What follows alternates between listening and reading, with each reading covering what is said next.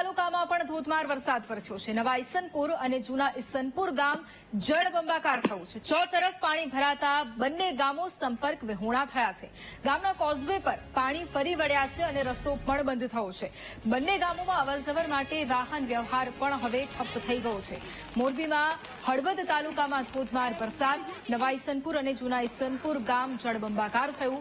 ચારે તરફ પાણી ભરાતા બંને ગામો સંપર્ક વિહોણા થયા છે। બંને ગામોને જોડતો જે માર્ગ છે તે પણ પાણીમાં ગરકાવ થયો છે। કોઝવે પર પાણી ફરી વળતા રસ્તો બંધ થઈ ગયો છે। વાહન વ્યવહારને પણ અસર પહોંચી છે। ગામ પણ સંપર્ક વિહોણા બન્યા છે। નવા ઈસનપુર અને જૂના ઈસનપુરમાં જળબંબાકારની સ્થિતિ, બંને ગામોમાં અવરજવર માટે વાહન વ્યવહાર પણ હાલ ઠપ થઈ ગયો છે અને બંને ગામો હાલ સંપર્ક વિહોણા બન્યા છે।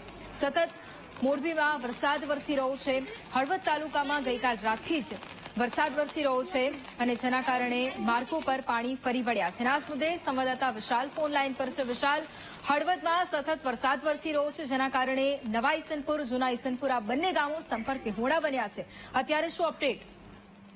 જી વૈભવી, વાત કરવામાં આવે તો હળવદમાં ગઈકાલે મોડી રાતથી જ મેઘરાજો મહેરબાન થયો છે અને મોડી રાતથી સતત વરસાદ વરસી રહ્યો છે। ત્યારે હળવદના વિવિધ ગામો છે જે સંપર્ક વિહોણા બની રહ્યા છે। ત્યારે હાલમાં જ નવા ઈસનપુર અને જૂના ઈસનપુર વચ્ચે વોકળો પસાર થઈ રહ્યો છે। ત્યાં જે પાણી છે તે બે કાંઠે નદી વહી રહી છે, જેને લઈને નવા ઈસનપુર અને જૂના ઈસનપુર ગામ હાલ સંપર્ક વિહોણું થઈ ગયું છે। સાથે સાથે દીગડિયા અને સરા પણ સંપર્ક વિહોણું છે।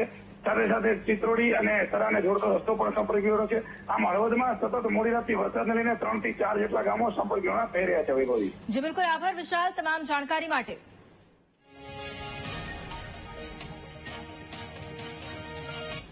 સાયલા